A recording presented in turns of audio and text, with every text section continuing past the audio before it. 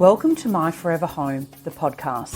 I'm Frances Cosway and I've helped hundreds of people create forever homes. I can't wait to share the journey with you. So let's start. Hello everyone and welcome to this episode of Your Forever Home, the podcast, Bathroom Design Essentials Season. Today, it's going to be just me. I don't have a guest with me today. It's been a long period of time where I've been so lucky to have a guest able to join me every day. But today, I'm going to be talking to you about internal elevations and joinery design. So I thought, I will just sit here on my own today and actually go through that with you. It's an area that I'm incredibly passionate about. It's an area that I see so often forgotten about or really not given the attention that it deserves. And so I really want to walk you through today why internal elevations and joinery design are so incredibly important to get your bathroom right.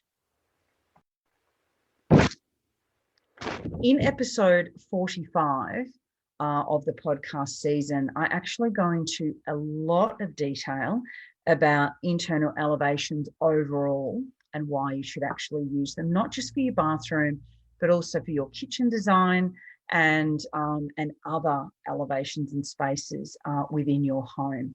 So I encourage you to actually listen to episode 45 to really get into the background of why internal elevations are so important, how we go about doing them, why they can help you, why they're worth spending and investing on.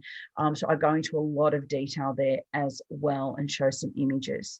What I'm going to do today as part of the bathroom season is to give you a summary, an overview of the internal elevations, because you may not have listened to that episode, but I certainly encourage you to do so because I do go into a lot more detail than I will today. But the focus here today is really around internal elevations around bathrooms and what they're going to provide you and how they're going to help you create the best design you can possibly have for your bathroom. And I think that's pretty important, especially when you're talking about your forever home. You're going to have to live with these choices. You're going to have to live with this design for such a long period of time. So just a hint though, internal elevations are incredibly important. And the hint is that they actually help you avoid mistakes on site. They allow you to have fixed price quoting, which are just two massive, big advantages on why internal elevations are so important. Who doesn't want fixed price quoting? And who doesn't want to avoid headaches and mistakes and big variations on site that can occur when the builder is just really running blind and doesn't really know what he's building and creating for you with your bathroom or what the detail is that you're expecting. And that's what the internal elevations are going to give you. They also make a difference to your bathroom design on paper, as I've spoken about with regards to floor plans, when I've talked about floor plan sanity checks and just your floor plan in general being just such an important element. Well, it's the key element. But obviously, when you're looking at elevations, you're also looking at mapping out the layout of a space as well. And so that's going to have a big impact on your bathroom design overall, both from an aerial perspective, but also front on. Not having your internal elevations is effectively providing your builder, not providing, it's effectively giving, saying to your builder, here's the navigation, here's my floor plan, but the rest of it, you don't have a map. So it's really meaning your builder is navigating without a map, which is not ideal because this is going to give him the detail he needs. It's like having the compass. And it can lead to expensive mistakes and design disappointments that could have been avoided. We see it so many times. And it's such a pleasure, actually, on the flip side of that, to work with clients when the internal elevations are being developed and having the conversations around, well, hang on, we could put this here, or what about if we did this here, or hang on, how important is this for you, to have this here, or do we need this to be so deep or so high, or hang on, where are we going to put the shower niche and can we have it low? The advantages of it is this, or if we had it higher, The advantage of it is that. So we're able to have conversations. And so if you're not having those conversations, if you're not looking at things in that sort of detail, you're really missing an opportunity to get the design right. Sometimes people are confused about what cabinetry drawings are versus internal elevations. And I am going to give you a little bit of a summary about what internal elevations mean and are for your bathroom. But cabinetry drawings are just that. It is just the cabinetry, or joinery as it's sometimes called as well, where internal elevations is actually showing you the whole wall front on. And so cabinetry drawings are only showing the joinery. They're not showing anything else. So often we hear from clients or people that approach us and say, oh, well, I've got the cabinet maker. I'm going to talk to the cabinet maker about, what the bathroom's going to be like or what the kitchen's going to be like. But it's only one element of what is going into those spaces. It's only one component that is going to add or break, to the design, or actually break that design. So cabinetry drawings is not the same as internal elevations. So what do elevations mean for your bathroom, internal elevations? They allow you to see the design front on. So rather than an aerial view, which is what a floor plan is showing, you're actually looking at something, looking down on it, and you can see where the bath is, you can see where the vanity is, you can see how big things are, so how long the vanity is and how big the bath is, you can see where your shower's going. But what it doesn't show you is the front on view. So an elevation is that front view in 2D. So it's not a 3D image, it's 2D, which is what the builder needs. They don't work off 3D drawings, which is another element that people feel this happens. If we've got a 3D drawing, the builder can work off that. They can't. They work off 2D drawings, and that's an internal elevation. So the difference that it's showing you is it's going to give you the detail, which ultimately is instructing what your builder needs to do. And if he knows what he needs to do, he knows what he needs to quote you, because he can see very clearly what is involved, where things need to go, and so forth. So let's walk through then what the internal elevation is going to show your builder and you in an internal elevations. And I say and you because it's critical that you've got all of this sorted out and that you know all of this and where everything's going, and you're really comfortable with the design and the placement of everything and how everything's working and flowing well before you give this to the builder to quote. And that is why I always say, time and time again, spend the time now with your floor plan and your internal elevations before you go to the next stage, because this is where the thinking is. This is where the design comes into its own. So, for example, in your bathroom, you'll have the joinery design. So sure, from a floor plan perspective, you're going to see the top view. There's my vanity. It'll show me how deep it is. It'll show me how long it is. And that's it. It's not going to show anything else. But in the elevation, it'll show whether it's floating or whether it's floor mounted. It'll show how far it's floating off the floor. It'll show how high or how thick the bench top's going to be. It'll show what the joinery is going to look like. Is it a combination of drawers? How high are the drawers? How wide are the drawers? How deep are the drawers? Or is it going to be doors, or is it a combination of both? That sort of detail is going to be on the elevations. Are you having finger pull cabinetry, or is it going to be handles? How long are those handles? Are they short? Are they vertical, or are they horizontally placed? That sort of detail is going to come out in your elevations. Where's the tiling? This is really critical. The tiling in terms of, is it going to be on every wall? Because you're doing elevations for each wall within the bathroom, so that's 4 elevations plus a floor plan, you and your builder are going to be able to see the extent of the tiling. Does it finish where the shower screen finishes, or does it go to the ceiling? Are we dealing with a cornice? Do we need to, we map out our tile layout at this stage as well. So the size of the tiles are actually placed in the elevations if they're done correctly. What's the extent of the feature tile? And how big's the skirting tile going to be if you're not actually going floor to ceiling with your tiling? So you can see how That's going to enable the builder to quote accurately because he can see the extent of the tiling, so he knows how many tiles he needs to quote for. But it also means that he is we're as a team able to work out the tile placement, and we can and iron out any issues. So, for example, the grout line's going to meet up, or because the tile sizes are different, how are we going to work that out? We do that at the internal elevation stage as well. Things like your shower screens, how high are they? Where do they actually finish? You will be able to see that on the floor plan in terms of how long your shower screen is going to be, but you won't know how high it is unless you've got it on the internal elevation. And this is where on the internal elevations, you'll also see where all the lines line up on the walls. So for example, your shower screen should line up with your window frame, should line up with any tiling if you're not going to floor to ceiling. So you can see all those lines lining up on all the elevations. So it's very visual. It is visual. What about the placement of taps? This will affect your quote as well. Are the taps being mounted in the wall, on the basin, or in the bench?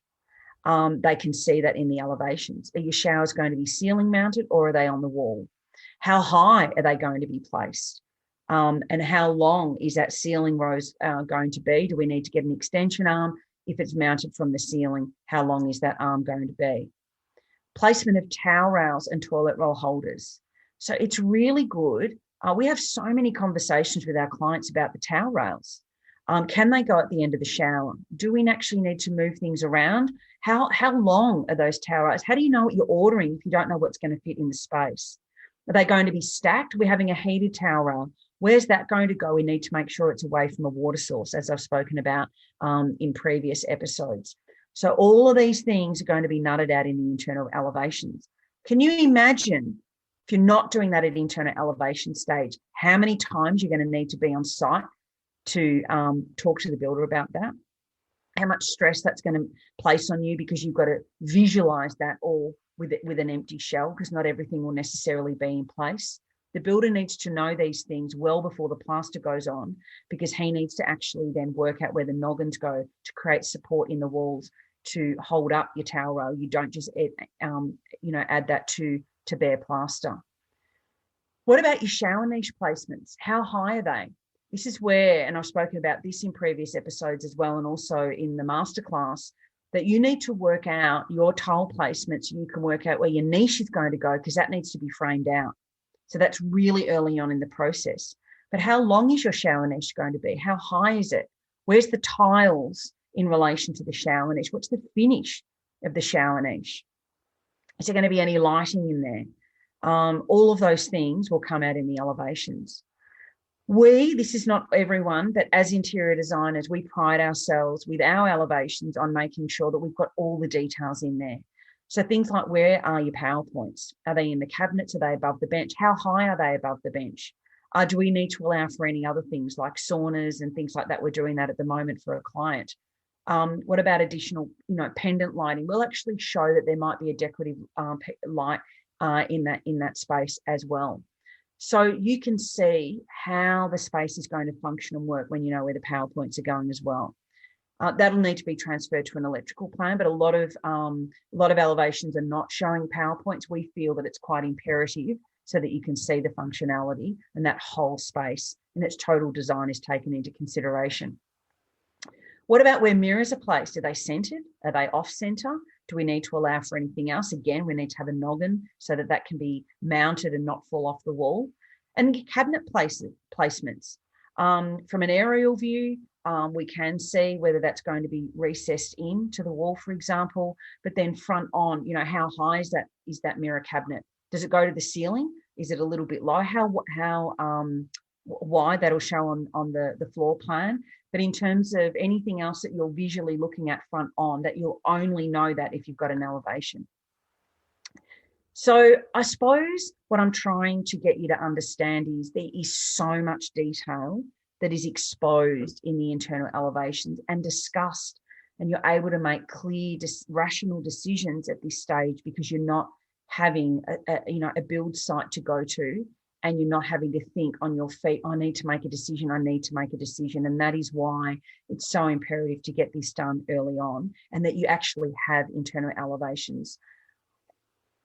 I do have discussions with people that feel that the investment for the elevations is not actually something that they're prepared to pay.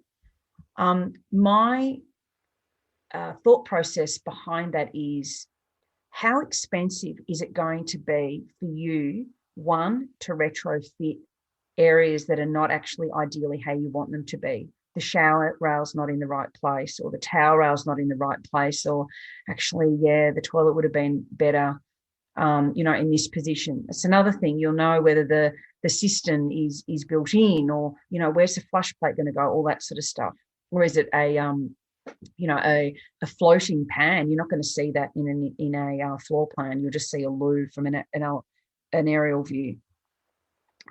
So really the elevations is allowing you to get into the detail of design. And for us as designers, the elevations is actually where we come into our own. This is the real thinking behind design. There's a lot of thinking that goes into the flow, into the actual location of where things are, but also how things are going to work and function. So your PowerPoint locations and your cabinetry design and all those sorts of things. Now, how all the tiles are going to work together. So I suppose, yes, I don't want to invest in that is something that we hear, but then on the flip side, it's the mitigation of the mistakes, and it's the mitigation of either living with something that you're really not happy with because it wasn't thought out properly, or you didn't give yourself the opportunity to think it out properly with enough time to make rational decisions, but also expensive retrofits that you have to make a variation on site because it hasn't been allowed for, because the builder's just been left with a floor plan. I see it happen all the time. It's expensive. And so not only are you giving yourself the opportunity to design properly, but you're also giving yourself the opportunity to look at these things with time on your side, and where you can make rational decisions and informed decisions. If it's not mapped out for you and you can't see, how on earth can you make a decision? So really, internal elevations are so important. And this is for your bathroom, but this is overall as well. I'm going to give you a quick summary. They allow you to have an understanding of how the proposed spaces and the rooms will work. You can see it much more visually when it's front on rather than just looking at an aerial view. It'll allow you to make and assist in making decisions of the location of vanities. We can see then how the windows are going to work in relation to the whole place, how doors and PowerPoints have a relationship with the space as well. That all comes out in the elevations. By knowing the position of critical items in the room, you're able to make other dependent decisions, i.e. the wall finishes, or the extent of the tiling around the bath, or the extent of the tiling around a basin or a window. Do we run it up to the top of the window, or do we run it below the windowsill? All these sorts of things you can make, very informed decisions because you're able to visually see it. Without the elevations, you can't do that. And I said it before that far too often I see people make decisions off floor plans.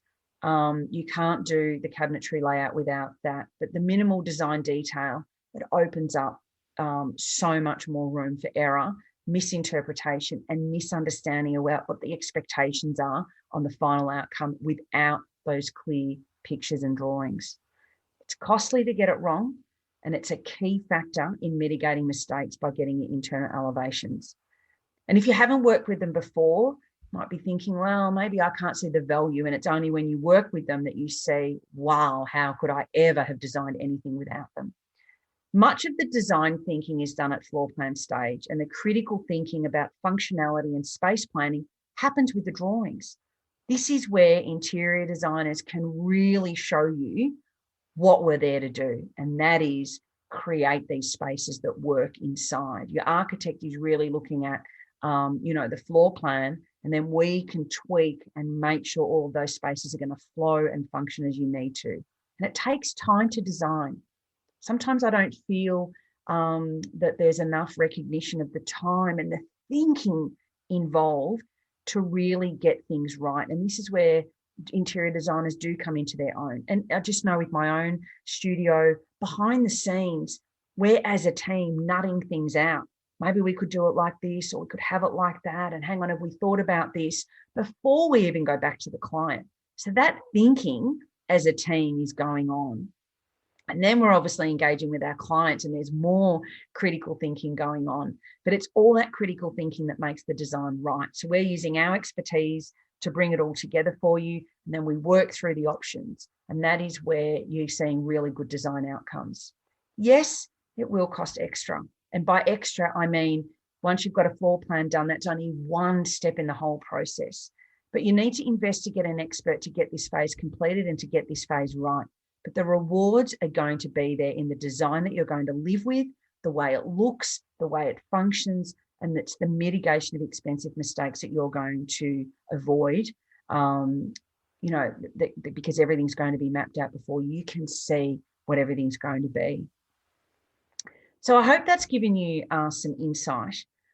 In the online course that's going to be coming out very, very soon, there are going to be some very clear examples to show you what internal elevations mean for bathrooms. And I'd also encourage you to look at the blog that I wrote on internal elevations and how they avoid costly mistakes. It's a blog that's on the website, and I'll add that in as a link in the show notes so that you can go to that. You can actually see what internal elevations mean and what they are and the detail that's involved in them, so you can actually get a little bit more of an understanding. I think it's they're visual. So I'm obviously just talking, and it's a listening process here to understand what they can achieve for you. But I think you also need to see them as well. So I really encourage you to have a look at check out that blog, because that's going to really give you a visual representation of what I'm talking about as well. So don't discount internal elevations and what they can mean for you. It doesn't need to be complicated, but it's critical thinking that enables you to get the design right. And ultimately, you're going to be spending so much time, money, and effort in getting this house right. Don't skimp at this stage because you think you'll be able to do it on site. I can absolutely guarantee you from my own, own expertise and seeing what other client or what other people have done, or rather not done, trying to do it on site is only going to open up a whole can of worms, of nightmares, and it's going to be expensive for you. So they really are the way to get great design and avoid costly mistakes. So I'm going to leave you with that this week. I will let you know right now that there is going to be a webinar on the 20th of May, which is the top 5 costly design bathroom mistakes that people make and how to avoid them. Clearly, internal elevations is one of them, but join me on the 20th as I share the other 4, and also how you can avoid those costly mistakes. That's at 7 o'clock Australian Eastern Standard Time. Now that we've got rid of summertime, that's at 7 o'clock on the 20th of May, which is a Thursday. I'd love you to join me as I share with you the top 5 mistakes and how to avoid them for your bathroom design. Have a great week, everyone. Don't forget that you can always book a chat with me. You get access to my diary. There's a button on the website that you can book a chat. We can always work out together how we can help you. If you've got questions around the process of how to work with an interior designer, whatever it is, you can talk to me directly. Book a 15-minute chat with me via the website. They are available between 9 and 5, Monday to Friday. Don't forget, we also have lots of resources on the website. There's lots of blogs, articles that I've written for many, many different publications Australia-wide. So there's great resources on the website for you as well. Have a great week, everyone. I'll be here next week for the next episode of Bathroom Design Essentials. We are coming up to the end, but there's still some critical episodes that I need to share with you for your bathroom design, and I look forward to joining you next week.